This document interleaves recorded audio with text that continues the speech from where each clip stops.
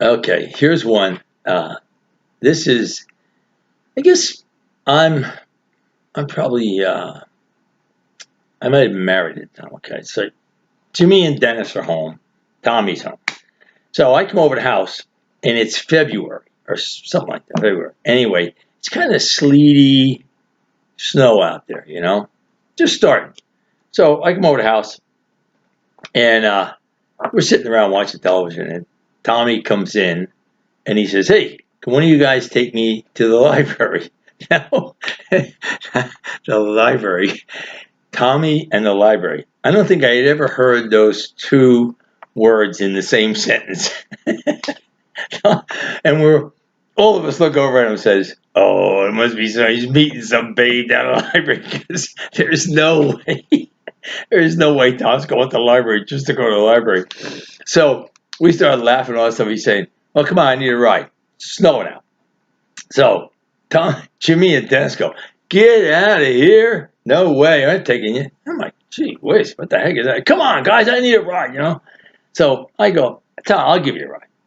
So Jimmy and Dennis go, "Duff, no, no, no, don't give him a ride, Duff. He's a Jonah. He's a Jonah. He's a jinx, I'm telling you." I said, "What do you mean?" He said, and Tom's getting all ticked off. "What do you mean?" Tom's like, "What do you mean?" So I go, what do you mean he's a jinx?" "Oh, I'm telling you, Duff. Bad things happen. Flat tires, accident. I'm telling you, Duff, he's a Jonah. Don't take him." So they won't take him, right? So I'm like, Tom's he's pissed. He's mad. He wants to go to I go, "Tom, I'll take you." So now Jimmy's there, still going, "Duff, don't let him sit in the front seat. Make him sit in the back. I'm telling you, Duff, he's a Jonah. These guys are dead serious." I go, "Jeez, Tom, what did you do to these guys?" So we get out in the car. As you can sit in the front, Tom. Don't worry about it. So I back out. Now, our house is right on Main Street. Back out. Now, if you go 3 or 4 blocks, a little over a quarter mile, on the left side of the street is Beatty Mills.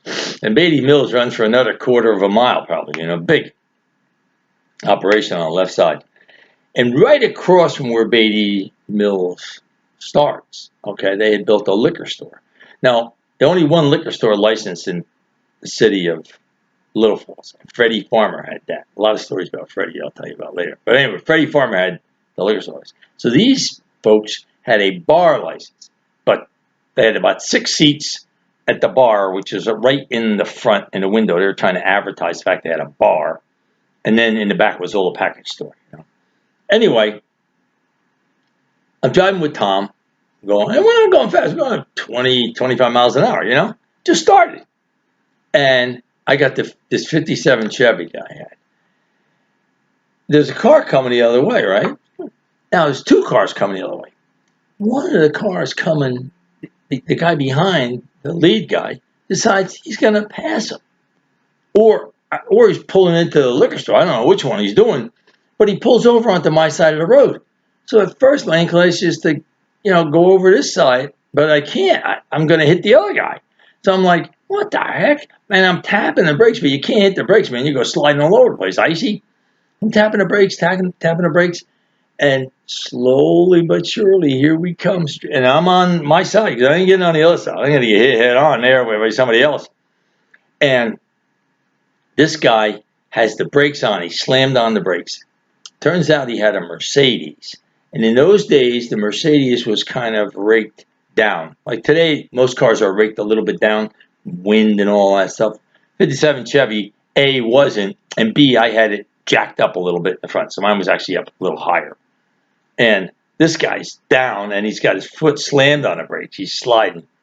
And boom, we hit right in front of the liquor store. Well, there's 6 guys sitting at the bar watching the whole thing happen. And because my car was jacked up, I didn't hit his bumper. I just went over the bumper and I hit all soft steel. The radiator, the hood, fenders. I mean, water, steam goes flying all over the place, glass. It's holy jeez. So now I haven't even thought about Tom, the jinx, the Jonah right now. But it's like, holy jeez. So I get out, the guy gets out. Of course, he has money. I mean, it's nice Mercedes, but he says it's his fault. I don't know if he was going to the liquor store, just trying to pass, or what he decided to do. But anyway, the guys from the liquor store all come out. We're all standing around. Police come. Literally, they had to get a tow truck and a couple special jacks. They had to jack my car up to get it off of this guy's car. I mean, it really did a lot of damage to his car. Believe it or not, my car, like, no damage. I had a little bit of black paint on the bumper. That was all I had. And I could brush that off. I mean, I could take a little alcohol, get that off. And I had no other damage to me. So it was like, I told the policeman, hey, I don't even want to fill the doggone accident thing out, you know? Yeah, I got to fill something out. You know, he did. I didn't want it to report to my insurance company. The heck, I don't want an accident, you know?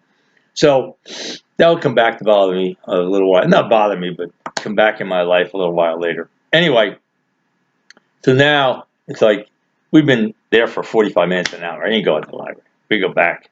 And of course, now I relate the story. Whoa, Jimmy. Jimmy and Dennis, they crucified Tom. he didn't have a prayer. They were on his case. I told you. He said, Jonah, you let him sit in the front seat? Oh, no, you can't let him sit in the front seat. We told you the back seat. No. I mean, it was hilarious. And Tom he was fuming, man. He was fuming. Oh, that poor guy. No wonder he has a complex that he has. Anyhow, that's brotherly love for you. Okay, next story coming up.